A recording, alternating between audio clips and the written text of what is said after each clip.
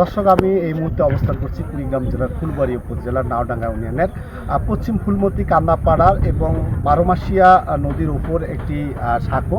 এটি কিন্তু প্রায় 40-45 বছর ধরে কিন্তু এই সাঁকো দিয়ে কিন্তু এখানকার এই পশ্চিম ফুলমতি কান্দাপাড়ার আনন্দবাজার, হকবাজার এবং এখানকার যে কলা বাগান, তারপরে এখানকার প্রায় 5 থেকে 6টি গ্রামের মানুষ কিন্তু সেই দীর্ঘদিন থেকে দুর্ভোগ নিয়ে কিন্তু তারা যাতায়াত করছে। তো আসলে এই দুর্ভোগের সময় এই সামনে জাতীয় সংসদ তার নির্বাচন আর অল্প কয়েকদিন পরে অনুষ্ঠিত হয়ে যাবে।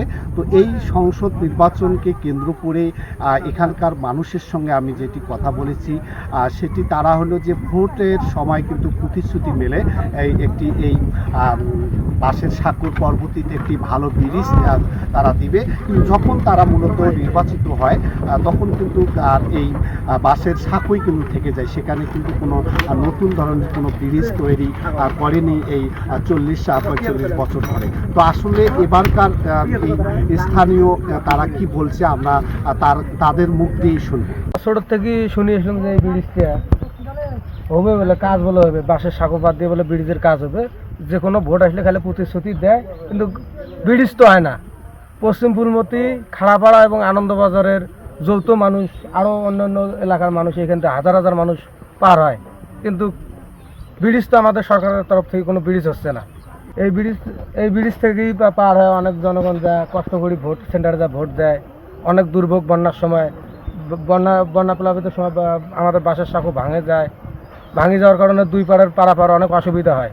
আমাদের সরকারের কাছে আবেদন, এই ব্রিজটা যদি হইতো দুই পাড়ের অনেক উন্নয়ন হইতো। আমরা দীর্ঘদিন ধরে এই ব্রিজে বিভিন্নভাবে সমস্যায় আমরা পারাপার হই। বিশেষকালে বর্ষাকালে এই ব্রিজ ভাঙাচুরে থাকে। আমি দীর্ঘদিন ধরে এই স্কুলে চাকরি করে আসতেছি, কিন্তু ঘটনা হলো প্রতিবারেই সংসদ নির্বাচনের আগে সব সদস্যরাই বলে যে আমি যদি নির্বাচিত হই তাহলে এখানে একটা সুন্দর একটা ব্রিজ করে দেব, কিন্তু মুখেই বলে, কার্যত আমরা দেখতে পাই না। এই 30-40 বছরে এই এলাকার মানুষ বিভিন্নভাবে এই ব্রিজ নিয়ে দুর্ভোগে পড়ে। বিশেষকালে বর্ষাকালে আমরা এই নির্বাচনে দেখতে চাই যেই নির্বাচিত হোক তিনি যেন আমাদের এই ব্রিজটা করে দেয়। এটাই আমাদের এই এলাকাবাসীর প্রত্যাশা। ব্রিজ তো হবে না, এই ব্রিজ তো হবে না। এই আমরা যে কি অপরাধী তা কবাই চলে। হ্যাঁ, আমরা সেই বড় অপরাধী। ব্রিজটা করে দিলে তাকে তো আমরা মাথা তুলে এখন মাথায় তুলবো, মাথায় কত জনগণের কত উপকার হবে। হ্যাঁ, কিন্তু এটা কোনো নেতা খেতা বুঝি না।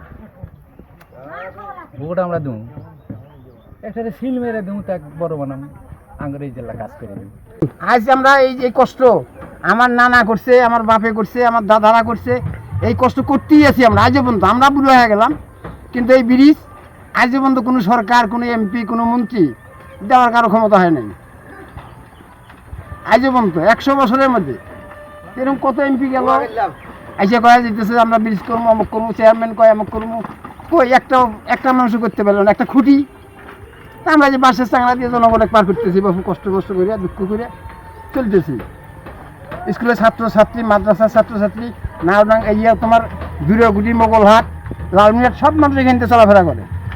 কয়জন উদ্যোগ নেয়? কোনো ব্যক্তি উদ্যোগ নেয় না। আমি মোহাম্মদ ওবায়দুল হক, প্রধান শিক্ষক, পশ্চিম ফুলমতি কান্দাপাড়া সরকারি প্রাথমিক বিদ্যালয়। আজ আমি 35 থেকে 36 বছর পর্যন্ত এখানে কর্মরত আছি প্রধান শিক্ষক পদে।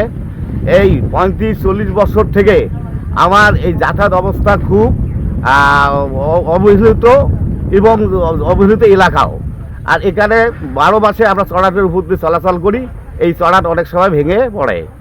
আর বর্ষাকালে ছোট্ট ডিঙ্গি লোকে পাড়া পড়ে আমাদের স্কুলে যাওয়ার সাথে সঠিক টাইমে আমরা স্কুলে পৌঁছতে পারি না। এতে পাঠদান প্রক্রিয়া আবার ব্যাহত হয়। তা আশা করি যে সামনে যারা প্রতিনিধি এখানে যারা নির্বাচিত হবেন তারা যেন আমাদের এই ব্রিজটা দিয়ে এই এলাকার লোককে অবমুক্তি করে এবং চলাচলের জন্য ভালো সুব্যবস্থা গ্রহণ করে। আপনারা যেমনটি শুনছিলেন যারা ভুক্তভোগী এবং এখানকার যে স্কুলের একজন প্রধান শিক্ষক সহ যারা স্থানীয় যেভাবেই তারা উপস্থাপন করলো, আসলে তারা কিন্তু কষ্টের কথাগুলো কিন্তু জানিয়েছেন।